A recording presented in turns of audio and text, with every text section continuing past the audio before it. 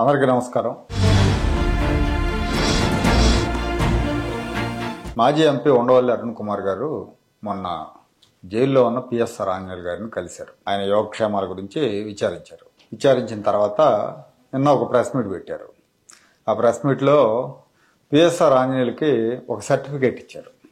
PSR Anjaneyulu చాలా మంచివాడు, ఆయన కుటుంబం నాకు ఎప్పటి నుంచో తెలుసు, ఆయన జంజాల గారికి వియ్యంకుడు, జంజాల్ అంటే దివంగత సినీ దర్శకుడు, సో ఆయన మీద ఎలాంటి కరప్షన్ ఛార్జెస్ లేవు అని చెప్పారు. ఇక్కడ పిఎస్ఆర్ ఆంజనేయులు ఉండవల్లి అరుణ్ కుమార్కి తెలిస్తే, లేదా పిఎస్ఆర్ ఆంజనేయులు కుటుంబం ఉండవల్లి అరుణ్ కుమార్కి ఎప్పటి నుంచో తెలుసుంటే పిఎస్ఆర్ ఆంజనేయులు మంచోడు అయిపోడు కదా. మంచోడని సర్టిఫికేట్ ఎట్లా ఇస్తాడు?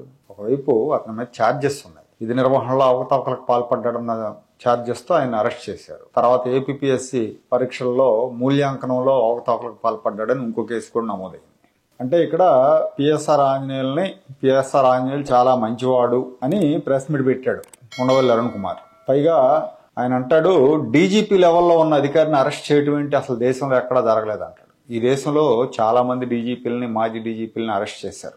రాజస్థాన్ మాజీ డీజీపీని అరెస్ట్ చేశారు, చెన్నైలో డీజీ స్థాయి అధికారిని అరెస్ట్ చేశారు, గుజరాత్ లో వంజారా అనే ఐజీ స్థాయి అధికారిని అరెస్ట్ చేశారు. జైలుకి వెళ్లారు వాళ్ళు, శిక్షలు పడ్డాయి కొంతమందికి. తర్వాత ఇంకో మాట అన్నాడు ఏంటి, పంజాబ్ లో గిల్ డీజీపీగా ఉన్నప్పుడు ఎవరో అమ్మాయి పిర్రగిల్లాడని జరిమానాతో వదిలేశారు, అతన్ని జైల్లో కూడా పెట్టలేదు అన్నాడు.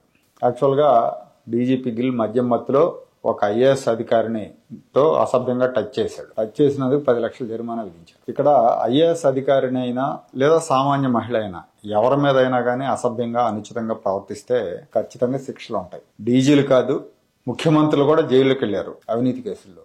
జయలలిత, లాలూ ప్రసాద్ యాదవ్, మొన్న అరవింద్ కేజ్రీవాల్, వీళ్ళందరూ ఊతలు లెక్కట్టిన వాళ్లే. ఆ ముఖ్యమంత్రిని అరెస్ట్ చేస్తారా అని ఎవరు క్వశ్చన్ చేయలే. వాళ్ళ మీద అవినీతి ఆరోపణలు ఉన్నాయి, రుజువైన శిక్షలు కూడా పడ్డాయి. సో ఇక్కడ రుజువులుంటే, తప్పు చేసినట్టు రుజువులుంటే డీజీ స్థాయి అధికారే కాదు, ప్రధానమంత్రిని, రాష్ట్రపతిని కూడా అరెస్ట్ చేస్తారు. ఆంజనేయులు వీటన్నిటికీ అతీతుడు అన్నట్టుగా అతి తెలివితో ఉండవల్లి వాదిస్తున్నాడు. ఆంజనేయులు తప్పు చేయలేదని వకాలు తప్పించుకున్నాడు. కారణం ఏం లేదు, కులగొల. తన కులస్తుడు, తన వర్గీయుడు కాబట్టి రెస్క్యూ కోసం వచ్చేసాడు బయటికి. ఈ దేశంలో ముఖ్యంగా ఆంధ్రప్రదేశ్లో తప్పు చేసినోడు తమ కులపోడైతే రెస్క్యూ కోసం వెంటనే వచ్చేస్తారు కులాలకు సంబంధించిన నాయకులు, కుల సంఘాల నాయకులు. ఇది ఒక దుష్ట సంప్రదాయం. వెనకేసుకొస్తారు. అవినీతికి పాల్పడినోడనో, హత్యలకు పాల్పడినోడనో, చట్టవిరుద్ధమైన పనులు చేసినోడనో చర్యలు తీసుకుంటే మా కులవాడి మీదకి వస్తారనే పరిస్థితి వచ్చింది వాళ్ళ. అందుకే నేరస్తుల మీద చర్యలు తీసుకునేటప్పుడు ప్రభుత్వాలు ఓట్ బ్యాంక్ దృష్టితో ఆలోచిస్తున్నాయి. ఇది సమాజంలో అరాచకం పెరగడానికి కారణం అవుతా ఉంది. అంతెందుకు ఐపీఎస్ అధికారి సునీల్ కుమార్ మీద చర్యలు తీసుకోకపోవడానికి కారణం కులమే అని చాలా మంది ఇప్పటికీ నమ్ముతున్నారు ఆంధ్రప్రదేశ్ రాష్ట్రంలో. సునీల్ కుమార్ మీద చర్యలు తీసుకుంటే ఎస్సీ వర్గాల కోపం వస్తుంది, వాళ్ళు దూరం అవుతారు మాకు అనే భయానికే చర్యలు తీసుకోవట్లేదు అనే అభిప్రాయం అయితే ఉంది.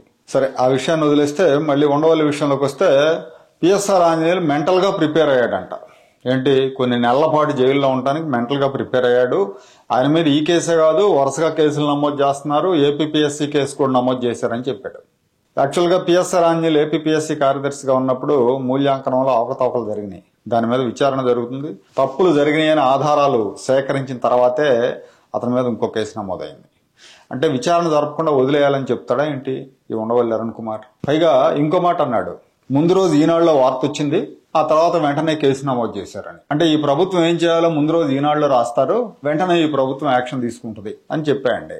పైగా ఇంకో మాట అన్నాడు, ఓ పెద్ద మాట, ఈనాడు వైపు చూసే ధైర్యం ఎవరు చేయలేరు, ఎవరైనా కానీ కళ్ళెత్తి ఈనాడు వైపు చూస్తే చంద్రబాబు నాయుడు వాళ్ళ గుడ్లు పీకేస్తాడు, చంద్రబాబు నాయుడు ప్రభుత్వం వాళ్ళ గుడ్లు పీకేస్తుందని చెప్పాడు ఆయన. ఈ లెక్కన ఉండవల్లి అరుణ్ కుమార్ గుడ్లు కనీసం ఒక 100 సార్లు పీకేసి ఉండాలి. ఎందుకంటే 2006 నుంచి అతను ఈనాడు గ్రూప్ సంస్థల మీద చేస్తున్న దాడి, 19 ఏళ్లుగా దాడి చేస్తున్నాడు. ఎక్కడా కూడా ఎలాంటి ఫిర్యాదు లేకపోయినా ఏ డిపాజిట్ దారి నుంచి కూడా నిబంధనలకు విరుద్ధంగా, ఆర్బీఐ నిబంధనలకు విరుద్ధంగా డిపాజిట్లు సేకరించారని దాని మీద పదే కోర్టులకు వెళ్లటం, పదే ఆరోపణ చేయటం ఇతనికి అలవాటు అయిపోయింది. అలాగే మార్గదర్శి మీద తప్పుడు కేసులు పెట్టి వెంటాడినందుకు జగన్మోహన్ రెడ్డి గుడ్లు కూడా పీకేసి ఉండాలి చంద్రబాబు నాయుడు గారు. ఉండవల్లి అరుణ్ కుమార్ చెప్పింది నిజమైతే. ఎందుకంటే 2014 నుంచి 19 వరకు చంద్రబాబు నాయుడు గారు ముఖ్యమంత్రిగా ఉన్నారు, ఇప్పుడు కూడా చంద్రబాబు నాయుడు గారు ముఖ్యమంత్రిగా ఉన్నారు.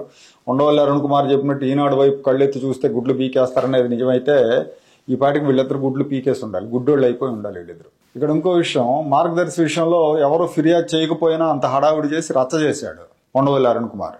కానీ తనకు సంబంధించిన వాళ్ళు, తన వర్గీయులైన అగ్రిగోల్డ్ వాళ్ళు ఇట్లాగే డిపాజిట్లు వసూలు చేశారు, ఐపీ పెట్టేశారు, డిపాజిట్ దారులు రోడ్డు ఎక్కారు, గోల చేస్తున్నారు. దాని గురించి కనీసం ఒక మాట కూడా మాట్లాడు ఈ అపరమేధావి. ఈనాడు గురించో, మార్గదర్శి గురించో, చంద్రబాబు నాయుడు గురించి అయితే కళ్ళు చికిలించి పళ్ళికిలిస్తూ మాట్లాడతాడు వెకిలిగా. ఇతను వితండవాదంతో న్యూట్రల్స్ ని డైవర్ట్ చేసే ప్రయత్నం చేస్తాడు. జత్వానీ కేసులో పిఎస్ఆర్ ఆంజనేయులు ఇరికించారు. ఆ అమ్మాయి అసలు తప్పుడు ఫిర్యాదు చేసింది. అసలు పిఎస్ఆర్ ఆంజనేయులకి ఇంటెలిజెన్స్ చీఫ్కి ఏంటి సంబంధం అంటాడు. అయితే ఇక్కడ ఇంటెలిజెన్స్ చీఫ్కి సంబంధం ఉంది అని ఒక ఐపీఎస్ అధికారి చెప్పాడు. ఆయన వాంగ్మూలం ఇచ్చిన తర్వాతే ఇతన్ని అరెస్ట్ చేశారు. విశాల్ గున్ని విచారణలో పిఎస్ఆర్ ఆంజనేయుల ఆదేశాల మేరకు మేము అక్కడికి వెళ్ళామని చెప్పిన తర్వాతే పిఎస్ఆర్ ఆంజనేయులను అరెస్ట్ చేశారు. ఆ అమ్మాయి మీద ఫిర్యాదు 5వ తారీఖున వస్తే 4వ తారీఖున ఆ అమ్మాయిని అరెస్ట్ చేయడానికి ముంబై వెళ్ళారు పోలీసులు. అంటే ఏంటి, ఇది కుట్ర కాదా, ఇది ప్లాన్డ్ అరెస్ట్ కాదా? అమ్మాయి వృద్ధ తల్లిదండ్రుల్ని మొత్తాన్ని అందరం తీసుకొచ్చి 4 రోజులు నరకం చూపించి ఇబ్రహీంపట్నం దగ్గర ఒక ప్రైవేట్ గెస్ట్ హౌస్ లో, ఆ తర్వాత మళ్ళీ కోర్టులో సబ్మిట్ చేసి 40 రోజులు రిమాండ్ లో ఉండి రిలీజ్ అయింది. ఆ మీద తప్పుడు కేసు పెట్టారని ఫిర్యాదు చేస్తే పూర్తిగా విచారణ జరిపిన తర్వాతే పిఎస్ఆర్ ఆంజనేయులు, కాంతిరాణా టాటా, విశాల్ గున్ని, ఇతర పోలీసు అధికారుల మీద చర్యలు తీసుకున్నారు. పైగా వీళ్ళు పెట్టిన కేసు ఏంటి, కుక్కల విద్యాసాగర్ అనే అతని పొలాన్ని జత్వానీ తప్పుడు డాక్యుమెంట్లు తయారు చేయించి ఆ పొలానికి సంబంధించి అది ఎవరికో అమ్మ చూపింది, వాళ్ళు అడ్వాన్స్ ఇచ్చారు ఆమెకు అని కేసు పెట్టారు. వీళ్ళు ఎవరి పేర్లు అయితే అడ్వాన్స్ ఇచ్చారని, కొనుగోలు చేయాలనుకున్నారని వాళ్ళని విచారిస్తే వాళ్ళు అసలు మాకు ఈ వ్యవహారమే తెలియదు, అసలు ఆ జత్వానీ ఎవరో కూడా మాకు తెలియదు అన్నారు. అంటే ఇది ఎంత ప్లాన్డ్ గా చేశారో అర్థం అవుతుంటే ఇతను వచ్చి చాలా అమాయకుడు పిఎస్ఆర్ ఆంజనేయులు అన్నట్టుగా మాట్లాడతాడు. ఇతను ఆ చెట్టు కింద ప్లేడర్ బుద్ధులన్నీ బయట పెట్టాడు. పైగా డీజీల మీద కేసులు పెడితే ఇక పోలీసులు పనిచేస్తారా, పోలీసులు పనిచేయొద్దా అని ప్రశ్నిస్తున్నాడు. మరి జగన్మోహన్ రెడ్డి ఆ రోజున డీజీ స్థాయి అధికారి ఏబి వెంకటేశ్వరరావు గారి మీద కేసులు పెట్టి సస్పెండ్ చేసి 5 ఏళ్లు డ్యూటీ కూడా లేకుండా చేసినప్పుడు ఎక్కడ నిద్రపోతున్నాడు, ముద్దు నిద్రపోతున్నాడు. ఉండవల్లి అరుణ్ కుమార్ నా మిత్రుడు కొడుక, ఇట్లాంటి పనులు చేయకూడదని చెప్పాలి కదా, నా రాజకీయ గురువు కొడుక, ఇలాంటి పనులు చేయకూడదని చెప్పాలి కదా. డీజీ స్థాయి అధికారులు ఏంటి, ఎవరి మీదైనా కేసులు పెట్టారు. ముఖ్యమంత్రుల మీద పెట్టారు, ఐఏఎస్ల మీద పెట్టారు. ముఖ్యమంత్రుల మీద పెట్టినప్పుడు ప్రభుత్వాలు ఏం కూలిపోలేదు, అలాగే ఐఏఎస్ల మీద పెట్టినప్పుడు యంత్రాంగం ఏం స్తంభించిపోలేదు. అసలు ఈ ఐఏఎస్లు, ఐపీఎస్ల మీద కేసులు రావటం, వాళ్ళు అరెస్టులు కావటం, వాళ్ళు ఊచలు లెక్కట్టడం అంతా కూడా ఉండవల్లి గురువు వైఎస్ఆర్ హయాంలో జరిగింది, ఆయన కొడుకు జగన్ హయాంలో జరుగుతోంది. ఆంధ్రప్రదేశ్లో ఏ ముఖ్యమంత్రి ఉండగా ఐఏఎస్లు అవినీతికి పాల్పడి జైళ్ల పాలు కావటం జరగల. ఈ కొత్త సంప్రదాయాన్ని వైఎస్ కుటుంబమే తీసుకొచ్చింది. పైగా పిఎస్ఆర్ మీద కక్ష కట్టారంట. ఎందుకు కక్ష కట్టారంటే ఈయన మార్గదర్శి మీద సుప్రీంకోర్టులో కేసు వేస్తే జగన్మోహన్ రెడ్డి ఆ కేసులో ఇంప్లీడ్ అయ్యాడంట జగన్ ముఖ్యమంత్రిగా ఉండగా. సో ఆ ఇంప్లీడ్ కావడానికి పిఎస్ఆర్ ఆంజనేయులే కారణం అనే నమ్మకంతో పిఎస్ఆర్ ఆంజనేయుల మీద యాక్షన్ తీసుకుంటున్నారంట. చూడండి అసలు ఇతను ఎంత అంటే ఎలా ప్రజెంట్ చేయాలనుకుంటున్నారో చూడండి. ఒక దుర్మార్గుణ్ణి, ఒక దుష్టుణ్ణి గాంధీ తాతలాగా చెప్పాలని చూస్తున్నాడు ఇతను. పైగా నేను రాజకీయాల్లో లేను, నేను ఏ పార్టీకి సంబంధం లేదు అని చెప్తా ఉంటాడు. చంద్రబాబుకు వ్యతిరేకంగా జగన్మోహన్ రెడ్డికి అనుకూలంగా ప్రెస్ మీట్లు పెడతా ఉంటాడు. జగన్మోహన్ రెడ్డి ఇబ్బందుల్లో పడ్డాడు అనుకున్నప్పుడల్లా ఇతను వచ్చేస్తాడు, రాజమండ్రిలో కూర్చుంటాడు, ఆ ప్రెస్ క్లబ్ లోనే ఎక్కడో కూర్చుంటాడు.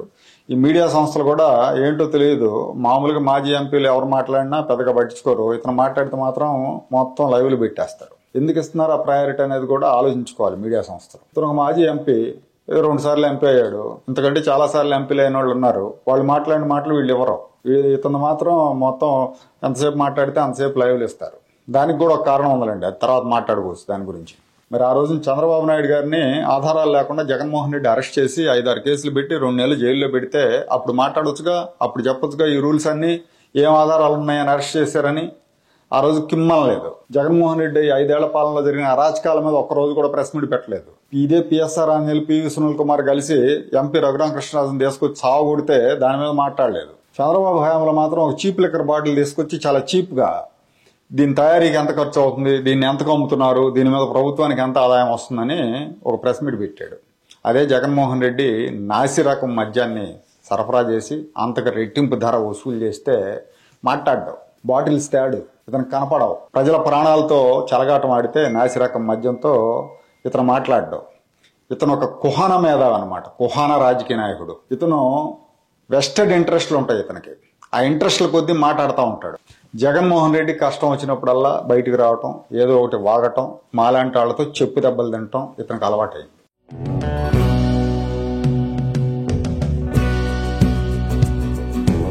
Like, share and subscribe to Rajaniti channel.